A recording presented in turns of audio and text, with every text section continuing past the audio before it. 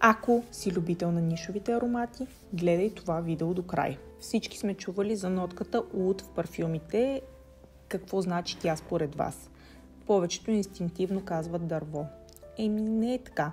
Истината е по-изненадваща. Това всъщност е резултат от гъба, която заразява дървото агар и го превръща в една от най-скъпите и мистични суровини в света. Това ни разказа Лаура, която е абсолютен експерт с изключителен усет и нюх към нишовото. Тя е един от най-добрите носове в индустрията. Тя беше на гости в магазина на Алкемиста и ни покани да преживеем 3 напълно различни парфюмни свята, за които сега ще ви разкажа. Започваме ударно с Валенс. Всяка бутилка е ръчно рисувана. Имат един лъскав амулет на шишето, който е символ на късмет и защита.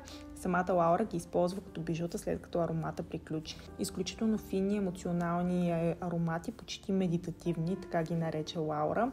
Това са аромати за хора, които избират парфюма си, както избират картина. Интуитивно, с лично значение.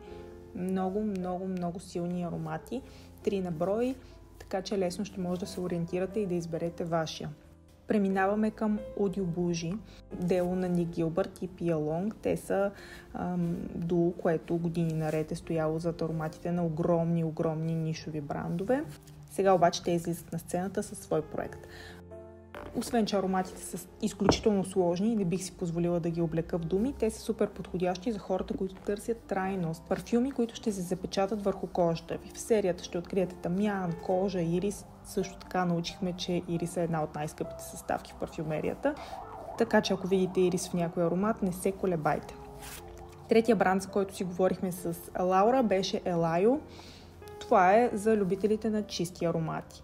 Създаден е с минимализъм и вдъхновение от природата. Те са парфюмни масла или парфюмни олия, сливат се с кожата. Страхотни са, могат да се ползват като база за парфюм или самостоятелно. Ако обичате чисти аромати, особено сега за лятото, са абсолютно перфектни. Това видео може да стане прекалено дълго. Спираме до тук и ви приканваме да дойдете в магазина на Алкемиста и да откриете своя нишов аромат.